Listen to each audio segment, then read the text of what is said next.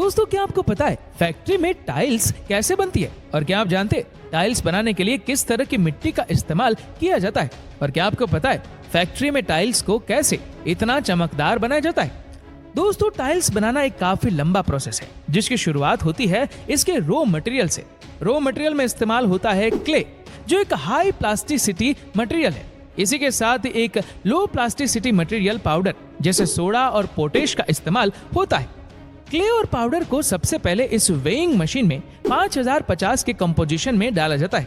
इसके बाद एक कन्वेयर की मदद से ये सारा रॉ मटेरियल इस बॉल मिल में जाता है। बॉल मिल के अंदर पाउडर में पानी मिक्स किया जाता है और इसका एक स्लरी यानी घोल बना लिया जाता है। इसके बाद ही इस घोल को 600 डिग्री टेम्परेचर पर गर्म करके इसे पाउडर फॉर्म में कन्वर्ट कर लिया जाता है।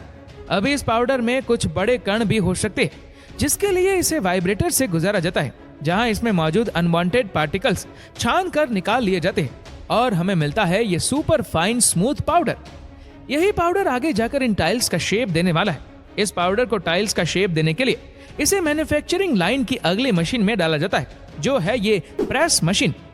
इस हाइड्रोलिक प्रेस मशीन से पर मिनट 14 से 16 टाइल्स बनकर बाहर निकलते।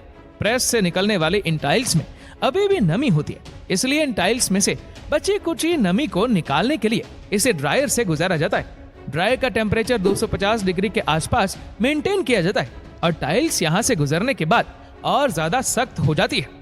दोस्तों, यहाँ तक टाइल्स अपनी शेप में पूरी तरह आ चुकी है, लेकिन हमें तो अलग अलग डिजाइन्स और शाइन वाली टाइल्स चाहिए।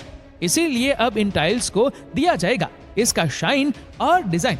इस डेकोरेटिव लाइन पर यहाँ सबसे पहले टाइल्स को इस ग्लेसिंग मशीन के नीचे से गुजारा जाता है, जहाँ इस पर एक स्मूथ और शाइनी कोटिंग चढ़ जाती है। इसी से टाइल्स को इसकी शीशे जैसी चमक मिलती है।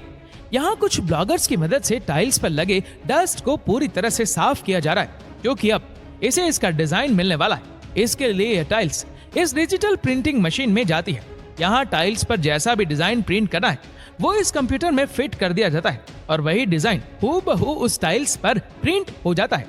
डिजाइन प्रिंट हो जाने के बाद टाइल्स को एक आखिरी बार क्लाइंट मशीन से गुजारा जाता है, जहाँ 1200 डिग्री टेम्परेचर पर इन टाइल्स पर फायरिंग की जाती है, जिससे ये टाइल्स और श्रिंक और ठोस हो जाती हैं। इसके बाद टाइल्स साइजिंग मशीन में जाती है, जहां ये required size generally 600 by 600 mm size में कट कर अपने फाइनल रूप में आ जाती है। टाइल्स की मजबूती को कुछ इस तरह से चेक कर लिया जाता है और कमजोर टाइल्स को अलग कर दिया जाता है। इसके बाद टाइल्स आगे शॉर्टिंग एरिया में जाता है, जहां मैन्युअली एक आदमी इस पर अपनी पारखी नजरें दौड़ाता है ताकि खराब टाइल्स को छांट कर अलग किया जा सके। इंस्पेक्शन से गुजरने के बाद ये टाइल्स पैकिंग एरिया में जाती है, जहां इसे इसके बॉक्स में डालकर बाइंडिंग मशीन में इसे पैक कर दिया जाता है, ठीक वैसे ही जैसे ये अब आपको मार्केट में मिलेंगी।